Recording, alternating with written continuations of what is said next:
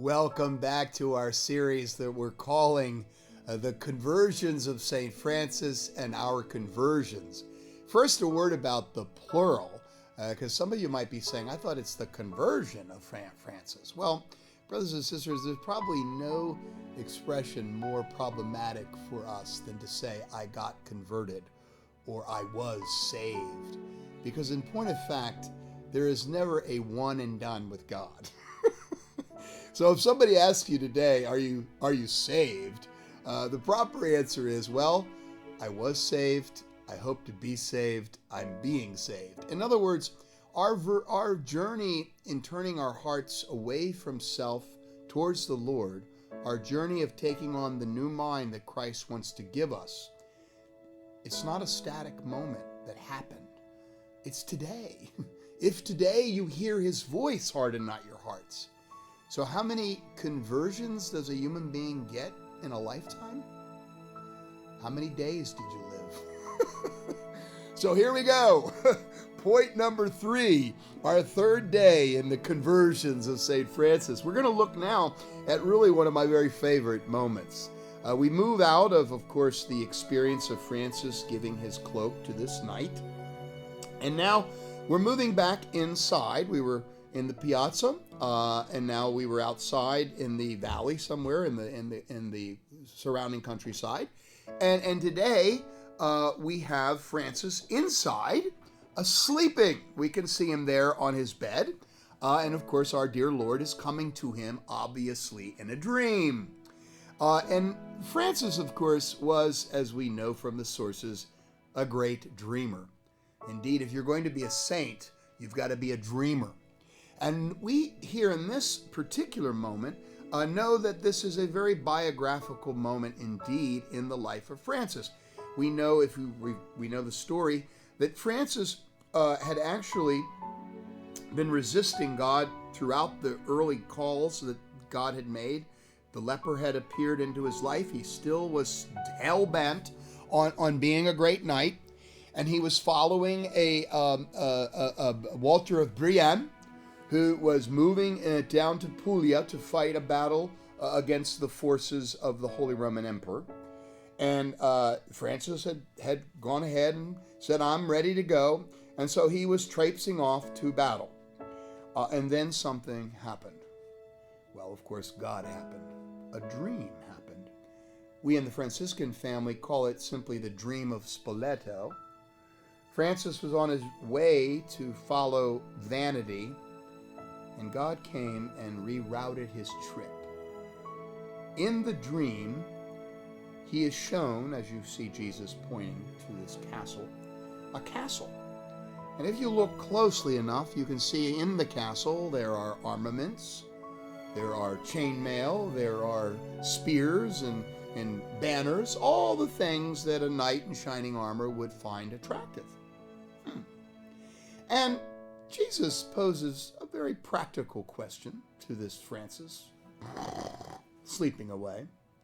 He says, Francis, who can do more for you, the master or the servant? And then the dream, Francis, clever enough, says, of course the master. And then Jesus says, then why do you run after the servants? Go back to Assisi, and I will reveal what you are to do. Wow.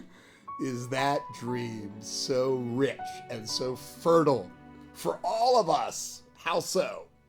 Well, first let me return to one little detail that you might notice. You notice the little cloak that he's wearing there in the dream.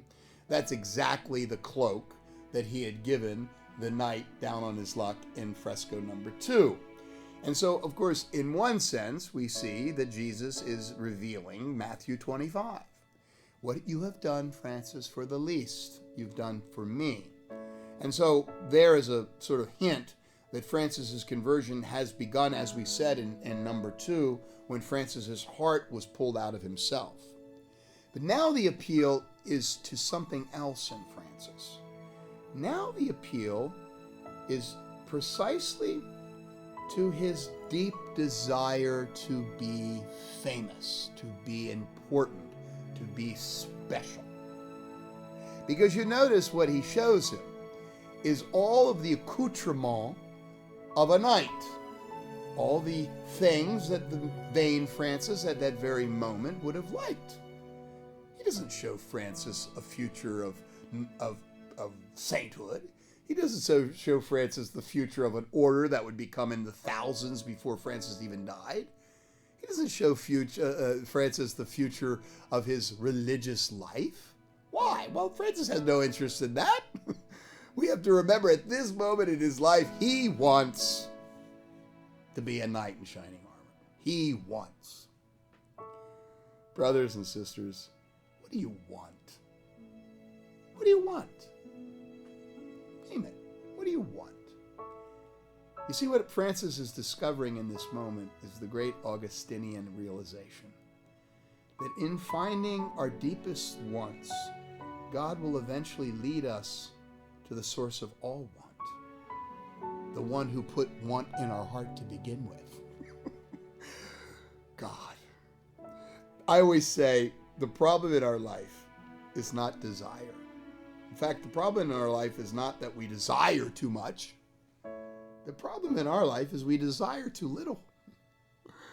Think about all the ways we distract ourselves and we miss the great dream God has because we're running after our little D's.